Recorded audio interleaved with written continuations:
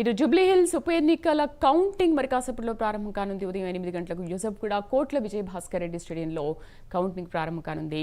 10 రౌండ్స్లో 42 టేబుల్స్లో counting జరగనుండగా ఒక్కో టేబుల్కి ఒక్కో CC కెమెరాను అధికారులు ఏర్పాటు చేశారు. ఒక్కసారి బీఆర్ఎస్ భవన్కి వెళ్దాము. అక్కడ కరెస్పాండెంట్ చందు ఉన్నారు. చందు, ఏంటి బీఆర్ఎస్ అసలు ఏమని ధీమా వ్యక్తం చేస్తోంది? అంటే 10 ఏళ్లు మేము పరిపాలించాం కాబట్టి ఖచ్చితంగా ప్రజలు మాకే పట్టం కడతారు అని అంటున్నారు. అండ్ మేము ఇచ్చిన పథకాలకు ఆకర్షితులై కాంగ్రెస్కే పట్టం కడతారని ఇటు కాంగ్రెస్ కూడా ధీమాగా ఉంది. ఏం జరగబోతోంది? Good morning Sridevi. ప్రధానంగా చూసినట్టు జూబ్లీహిల్స్ ఉప ఎన్నిక ఫలితం మరి కాసేపట్లో తేలిపోతుంది. ఎందుకంటే ఇప్పటికే అన్ని పార్టీలు కూడా చాలా ఉత్కంఠగా ఎదురు చూస్తున్నాయి. కాంగ్రెస్ పార్టీ, ఇటు బీఆర్ఎస్ పార్టీతో బీజేపీ పార్టీ కూడా చాలా ఉత్కంఠగా ఈ ఫలితం కోసం ఎదురు చూస్తుంది. ఇప్పటికే కౌంటింగ్ ప్రారంభమైంది. ప్రస్తుతం పోస్టల్ బ్యాలెట్, అదేవిధంగా వయోవృద్ధులకు సంబంధించినటువంటి ఓటింగ్ ఏదైతే కౌంటింగ్ ఉందో అది నడుస్తుంది. 8 గంటలకు అసలైన పోలింగ్ ప్రారంభమవుతుంది. ప్రధానంగా చూసినట్టయితే బీఆర్ఎస్ పార్టీ అయితే చాలా కాన్ఫిడెంట్గానే కనిపిస్తుంది. నిన్న కొంత వాళ్ళు ఏదైతే ఇంకా కొద్దిగా గెలుపుపై అంచనాలు లేనప్పటికీ ఈరోజు మాత్రం కొంత కాన్ఫిడెన్స్గా ఉంది. సైలెంట్ ఓటు తమకే పడిందనేటువంటి ధీమాతో అయితే బీఆర్ఎస్ కనిపిస్తూ ఉంది. ఎందుకంటే ప్రధానంగా మనం చూసుకున్నట్టయితే ముఖ్యంగా ఓటింగ్ సరళి చూస్తే అంటే బోరబండలో మొత్తం 53,211 ఓట్లు ఉంటే అక్కడ 29,720 ఓట్లు నమోదు. అంటే 50% బోరబండ్లోనే అత్యధికంగా పోలింగ్ అయింది. అదేవిధంగా రెహమత్ నగర్లో 54% పోలింగ్ నమోదైంది. ఎర్రగడ్డలో 49% పోలింగ్ నమోదైంది. అదేవిధంగా వెంగళరావు నగర్లో 47%, షేక్పేట్లో 43%, యూసఫ్గూడలో 43%, సోమాజిగూడలో 41%. అంటే మొత్తంగా 48.49% పోలింగ్ నమోదైంది. ఇది ప్రధానంగా బోరబండ, రెహమత్ నగర్, ఎర్రగడ్డ ఈ మూడు ప్రాంతాల్లోనే కొద్దిగా ఎక్కువ ఓటింగ్ ఉన్నంతలో నమోదైన పరిస్థితుల్లో ఖచ్చితంగా సైలెంట్ ఓటు ఏదైతే ఉందో అది తమకే నమోదైంది, తమకే పడింది అనేటువంటి ధీమానైతే బీఆర్ఎస్ పార్టీ వ్యక్తం చేస్తుంది. నిన్న తెలంగాణ భవన్లో ఈ కౌంటింగ్ ఏజెంట్లకు శిక్షణ తరగతులు నిర్వహించారు. కౌంటింగ్లో ఏజెంట్లు ఏ రకంగా వ్యవహరించాలి, ఎలాంటి జాగ్రత్తలు తీసుకోవాలని దానిపైన కేటీఆర్, హరీష్ రావు కూడా సూచనలు చేశారు. ఈ సూచనలు చేసిన సమయంలోనే వాళ్ళకు కూడా కాన్ఫిడెన్స్ అయితే కలిగించారు. మనం ఖచ్చితంగా గెలుస్తున్నాం, సైలెంట్ ఓటు మనకే పడింది అనేటువంటి అంశాన్ని కూడా వాళ్ళకి చెప్పినటువంటి పరిస్థితి కనిపించింది. ఈ నేపథ్యంలో సైలెంట్ ఓటును అయితే బీఆర్ఎస్ పార్టీ అయితే నమ్ముకుంది. కానీ మరి అసలు ఏం జరుగుతుంది అనేది మాత్రం మరి కాసేపట్లో తేలిపోతుంది. ఇప్పటికే నవీన్ యాదవ్ కొద్దిసేపటి క్రితమే మాట్లాడుతూ ఖచ్చితంగా తను 40,000 ఓట్ల మెజారిటీతో గెలవబోతున్నా అనే విషయాన్ని కూడా వెల్లడించారు. అంటే కాంగ్రెస్ పార్టీ మాత్రం చాలా కాన్ఫిడెన్స్గా ఉంది. ఒక ఎలక్షన్కి 2 రోజుల ముందు కూడా CM Revanth Reddy meet the ప్రెస్లో మాట్లాడుతూ 14వ తారీఖు నాడు ఫలితం చూస్తారు అని కూడా ఆయన చాలా కాన్ఫిడెంట్గా చెప్పడం జరిగింది.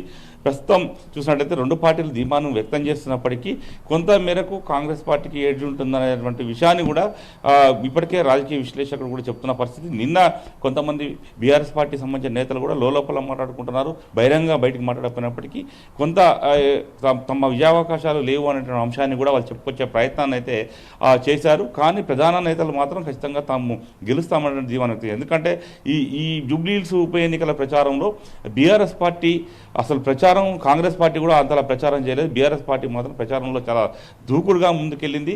ఒక్కొక్క అంశాన్ని తెర మీద తీసుకొస్తూ కాంగ్రెస్ పార్టీపై ఒత్తిడి పెంచేటువంటి ప్రయత్నం చేసింది. ముఖ్యంగా బాకీ కార్డులు అంటూ, మరోవైపు ఆటో కార్మికుల సమస్యలు కావచ్చు, బస్తీ దవాఖానాలు కావచ్చు, ఇలా పలు సమస్యల పైన పోరాటం చేస్తూనే ఈ ఎన్నికల్లో క్యాంపెయిన్ కూడా నిర్వహించింది. మరోవైపు హైడ్రాను ప్రధాన అంశంగా తీసుకొని కూడా జూబ్లీహిల్స్ ఎన్నికల్లో ప్రచారం చేసింది. కాంగ్రెస్ పార్టీని గెలిపిస్తే ఖచ్చితంగా బుల్డోజర్లు వస్తాయి, మీ ఇళ్ళని కూరుస్తాయి అనే అంశాన్ని పెద్ద ఎత్తున గ్రౌండ్ లెవెల్లోకి తీసుకెళ్ళింది. మరోవైపు దాదాపు 2 నుంచి 3 నెలల పాటు బీఆర్ఎస్ పార్టీ ప్రచారాన్ని కొనసాగించింది. ముఖ్యంగా మాగంటి గోపీనాథ్ చనిపోయిన తర్వాత సంతాప సభల పేరుతో ఆ సమావేశాలు నిర్వహిస్తూ అలా ప్రచారాన్ని కంటిన్యూ చేసింది. మరోవైపు అందరికంటే ముందే అభ్యర్థిని కూడా బరిలో దింపింది.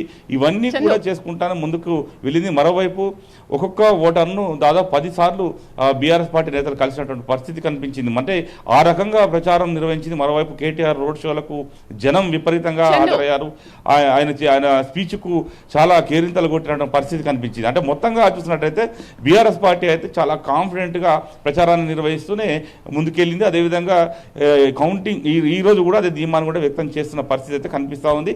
ప్రధానంగా చూసినట్టయితే ఇప్పటికీ కాంగ్రెస్ పార్టీ శ్రేణులు మొదటి నుంచే ఎలక్షన్ రోజు నుంచే మేము గెలుస్తున్నామనే విషయాన్ని కూడా చెప్పుకొచ్చారు.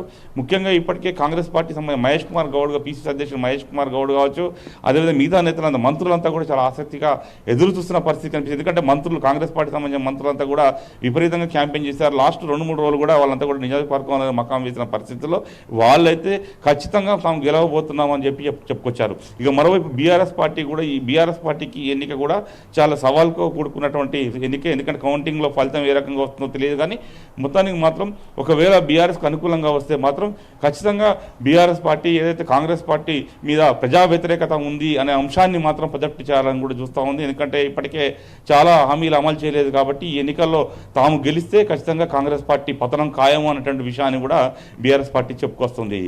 అండ్ చందు, అంటే కాంగ్రెస్ చేసిన పనులపైన బీఆర్ఎస్ చేసిన వ్యాఖ్యలు అండ్ సానుభూతి, మీరు కొన్ని చెప్పిన ఇంకొక విషయాలు ఏమైనా బీఆర్ఎస్కు ప్లస్ అయ్యే అవకాశాలు ఉంటాయా? ఎందుకంటే 10 ఏళ్ళు మేము పరిపాలించాం కాబట్టి 3 సార్లు ఆయన గెలిచారు, ఇప్పుడు ఆయన లేరు కాబట్టి ఆ సానుభూతి ఏమైనా వర్కౌట్ అయ్యే అవకాశాలు ఉంటాయా?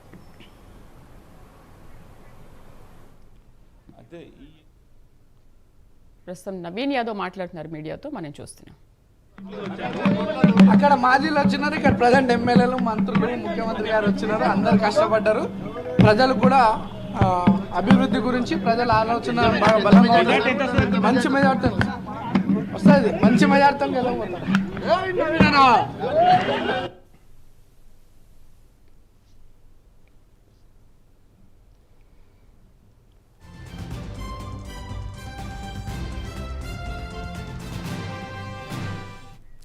సో అది నవీన్ యాదవ్ మంచి మెజార్టీతో గెలుస్తామని చెప్పేసి ఆయన కూడా చాలా ధీమా వ్యక్తం చేస్తున్నారు.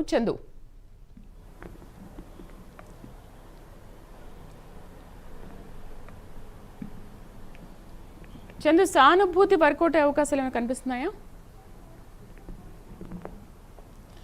అంటే ప్రధానంగా మనం జూబ్లీ హిల్స్ ఏదైతే పోలింగ్ రోజు చూసాం, ముఖ్యంగా కాంగ్రెస్ పార్టీ బీఆర్ఎస్ శ్రేణుల మధ్య చాలా ఘర్షణ తలెత్తింది, ఘర్షణ వాతావరణం కనిపించింది. ముఖ్యంగా బీఆర్ఎస్ పార్టీ అభ్యర్థి మాగంటి సునీత చాలా తీవ్ర ఆరోపణలు చేశారు. ఆకు రౌడీలు ఈ రంగంలో దిగారు, మొత్తం రౌడీలంతా కలిసి మొత్తం ఈరోజు డబ్బులు పంచుతున్నారు, విచ్చలవిడిగా పంచుతున్నారు.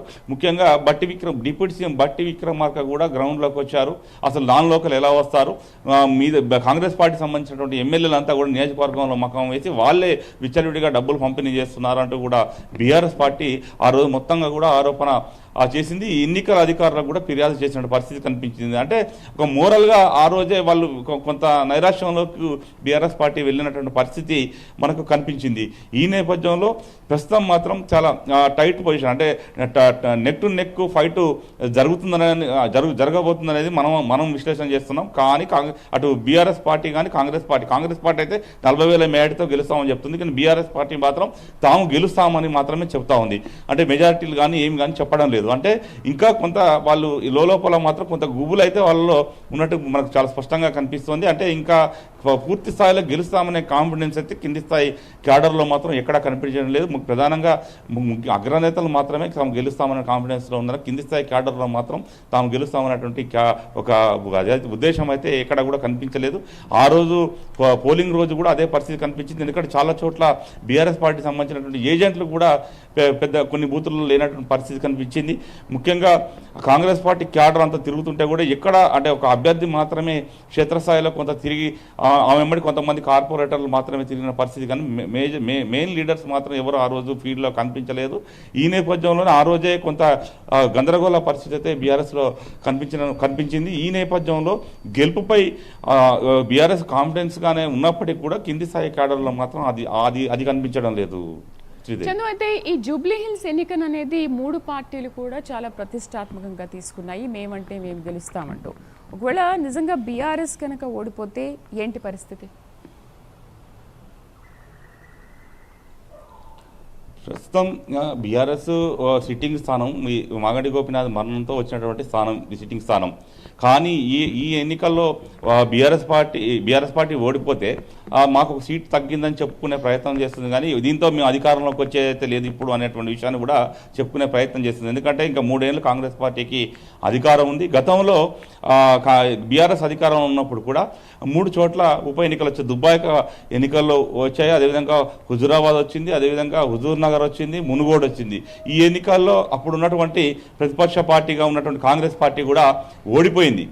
ప్రస్తుతం అదే అంశాన్ని కూడా బీఆర్ఎస్ లేవనెత్తే అవకాశం కనిపిస్తూ ఉంది. ఎందుకంటే అధికార పార్టీకి అడ్వాంటేజ్గా తీసుకున్నారు. ఎక్కడ అధికారంలో ఉన్న పార్టీకి ఉప ఎన్నికలు కూడా అడ్వాంటేజ్గా ఉంటాయనేది ఎప్పుడూ చూస్తున్న పరిస్థితి. కాబట్టి ఇప్పుడు ప్రస్తుతం ఈ అంశాన్నే బీఆర్ఎస్ పార్టీ తెర మీదకి తీసుకొచ్చే అవకాశం, ఒకవేళ ఓడిపోతే ఈ అంశాన్ని తెర మీద తీసుకొచ్చే అవకాశం అయితే కనిపిస్తూ ఉంది. ఎందుకంటే గతంలో కాంగ్రెస్ ఏ ఉప ఎన్నికల్లో కూడా అప్పుడు బీఆర్ఎస్ ఉన్నప్పుడు గెలవని పరిస్థితి. ప్రస్తుతం అదే సిచ్యువేషన్ బీఆర్ఎస్ పార్టీ కూడా ఎదుర్కొంటుంది. ఇప్పుడు ఈ ఉప ఎన్నికల్లో ఓడిపోతే ఇదే అంశాన్ని, అంటే గతంలో కాంగ్రెస్ ఓడిపోలేదా అనే అంశాన్ని కూడా తెర మీద తీసుకొచ్చే అవకాశం అయితే మనకు కనిపిస్తుంది. దీనివల్ల తమకు ఒరిగిపోయేది ఏమీ లేదు. ఇంకా 3 ఏళ్ళు కాంగ్రెస్ పార్టీ అధికారంలో ఉంటుంది కాబట్టి మేము గట్టిగా ఫైట్ చేస్తాం, మళ్ళీ జనాల్లోకి వెళ్తాం.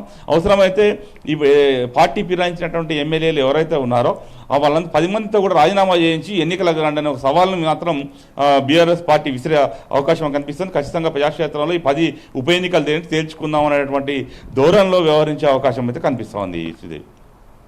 Right Chandu, thank you. So ఎన్నిక ఏదైనా రాజకీయ పార్టీలకు గెలిపే కావాలి, ఇందులో ఎలాంటి సందేహం లేదు. కానీ కొన్నిసార్లు మాత్రమే లైఫ్ అండ్ డెత్, ఇజ్జత్ కా సవాల్ లాంటి మాటలు వినిపిస్తూ ఉంటాయి.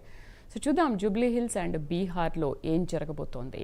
చిన్న బ్రేక్ తీసుకుందాం. మినిట్ టు మినిట్ అప్డేట్స్ కొనసాగుతూనే ఉంటాయి. Stay with us.